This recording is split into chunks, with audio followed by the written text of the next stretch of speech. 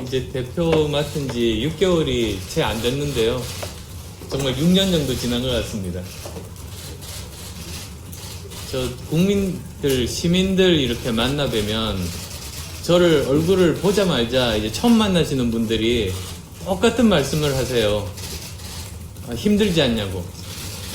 근데 처음 들을 때는 그냥 이 한 분만 말씀하시는가 했는데 전국 어디를 가도 마치 서로 미리 회의한 듯이 똑같이 저 얼굴만 보면 그 말부터 튀어나옵니다. 힘들지 않냐고. 그래서 참 험난한 과정을 거쳤다는 걸 많은 분들이 알고 계시구나 싶습니다. 저 솔직히 근데 그렇게 힘들지는 않았습니다. 왜냐하면 저 운전할 때 험한 길을 이렇게 갈 때 운전하는 사람은 멀미 나지 않거든요.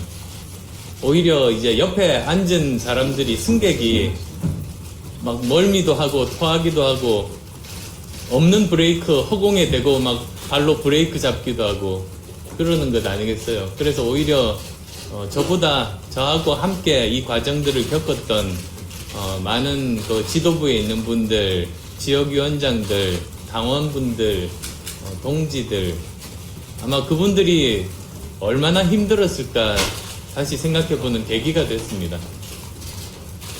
이제 2년 지났습니다. 처음 이제 국민의당 창당했을 때 생각이 납니다. 국민의당 창당했을 때 여기 계신 분들은 다 아시는 저 마포에 있는 그 한 빌딩에서 이제 처음 시작했습니다. 그때 아무도 없는 상황에서 이제 아주 그 경험이 짧은 당직자 내지는 전혀 경험이 없는 사람들, 자원봉사자들 아마도 한 30명 정도와 함께 시작을 했었던 것 같습니다. 그래서 그 적은 인원으로 이제 총선을 치러내고 누구도 상상하지 못했던 선거혁명 기적을 이루어냈습니다. 그리고 나서 다시 또 제대로 자리 잡으려고 할 때 또 고난이 닥친 것 아닙니까? 박근혜 정부에서 그 존재하지도 않는 리베이트 의혹을 만들어서 덮어 씌우고 그리고 이제 뭐 그 과정들을 겪으면서 또 저는 당 살리려고 대표를 내려놨습니다만 당은 제대로 체계를 못 갖춘 채로 그냥 외연 확장을 못한 채로 대선을 맞이하게 된 겁니다.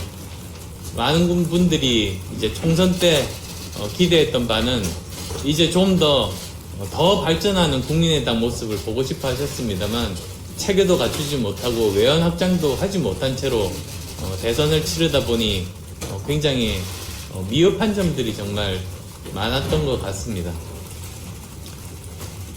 그 과정 중에 이제 제가 대선 끝나고 나서 가장 열심히 본 것이 그 대한민국 정당사라는 책입니다. 이제 개정판 제가 봤었는데요. 거기서 지난 수십 년간 제3당이 어떻게 사라졌는지만 집중적으로 제가 봤습니다.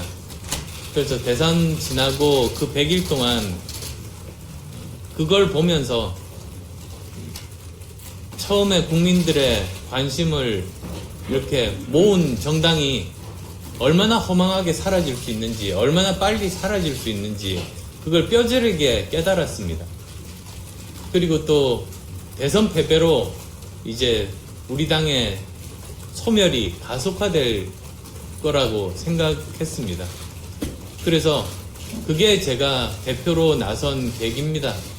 제 5년 후 뭐 대선 계획 어떤 분들은 그렇게 말씀하십니다만 객관적으로 생각해봐도 만약에 제가 대선을 꿈꿨더라면 대표에 안 나섰을 겁니다. 그건 그때도 말씀드렸고 지금도 마찬가지입니다.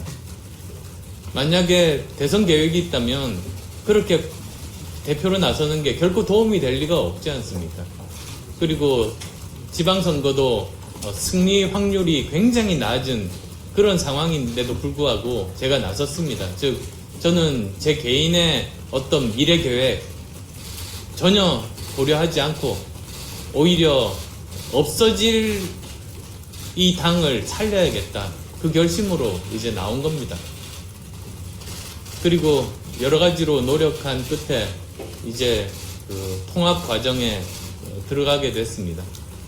이 통합이 어제도 그 중앙회의 끝나고 중앙위원회 끝나고 제가 말씀을 드렸습니다만 대한민국 정치사에 저는 큰 의미가 있는 것이라고 자부합니다. 첫 번째로는 처음으로 전당원이 투표에 의해서 통합이 결정된다는 것입니다. 지금까지 대한민국 정치사에서 통합은 거의 한 번의 예외도 없이 당대표끼리 밀실해서 합의해서 그걸로 다 통합이 됐습니다. 전당대회는 그냥 요직행위로 그냥 넘어갔습니다. 그 과정 중에 뭐 의사소통도 거의 없었던 적들도 굉장히 많았던 걸로 저는 알고 있습니다. 근데 우리 당의 경우에는 대한민국 정치사 처음으로 전당원 투표에 붙인 겁니다. 많은 분들이 어제 전당원 투표에서 무난하게 찬성이 많을 거라고 생각하셨겠습니다만 저는 마지막 순간까지 솔직히 긴장 많이 했습니다. 왜냐하면 제가 선거도 많이 치러보고 했습니다만 그게 어떤 선거든 어떤 투표 결과든 그 낙관적으로 생각하면 절대 안 된다는 교훈을 제가 많이 얻었습니다. 민심, 당심은 언제 바뀔지 알 수 없습니다. 그래서 혹시나 이 지난 넉 달 정도의 통합 과정에 대해서 실망한 당원들이 반대표를 많이 던져서 반대가 과반을 넘을 수 있지 않을까 그 걱정을 마지막 순간까지도 사실 하고 겸허하게 이제 그 결과를 지켜본 겁니다. 이제 다행히 많은 당원들께서 여전히 이 길이 옳다고 이제 결정해 주셔서 이 통합이 마지막으로 마무리가 되게 됐습니다. 뭐 그래서 반대파에서 이야기하는 이게 뭐 불법적인 통합이다 또는 그 뭡니까 뭐 독단적인 뭐 통합이다 이런 거는 말이 안 된다는 거는 상식적으로 이제 여기 계신 분들은 다 아실 겁니다. 전당원 투표에 의한 것이 무슨 당대표 독단으로 한 겁니까? 그리고 여러 가지 뭐 불법이라고 해서 가처분 소송이 3건이 이제 법원에 접수가 됐습니다. 근데 그 하나하나 항목으로 따지면 정말 수십 개 정도를 전부 다 뭐 하나라도 걸리라는 심정이었겠죠. 가처분 소송을 다 냈는데 그 중에서 조그만 것 하나도 그 인용되지 않았습니다. 100% 기각됐습니다. 그래서 이것만큼 정말 합법적으로 과정을 거친 전례가 별로 없다. 저는 그렇게 또 자신있게 말씀드립니다. 그리고 또 두 번째 의미는 이제 대한민국 정당 역사상 처음으로 영호남이 통합되는 그런 의미가 있습니다.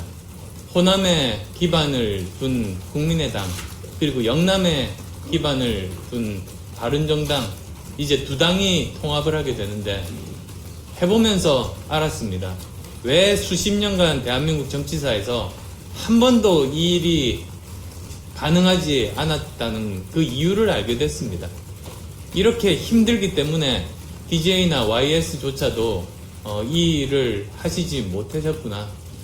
그렇지만 지금은 이제 정말로 절박한 이런 상황에서 이 필요성을 국민들이 공감하고 당원들이 공감하시니까 그 힘으로 이 일이 가능하게 되었구나 라고 저는 겸허하게 생각합니다.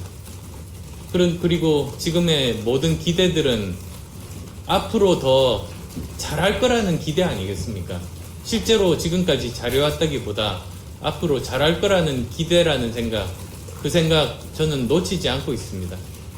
따라서 제가 이제 내일부터는 대표가 아닙니다만 저는 직위에 관계없이 우리 당의 정말 바른미래당의 성공, 바른 미래를 위해서 정말 할 수 있는 모든 일들을 다 하겠다는 말씀 드리고 싶습니다.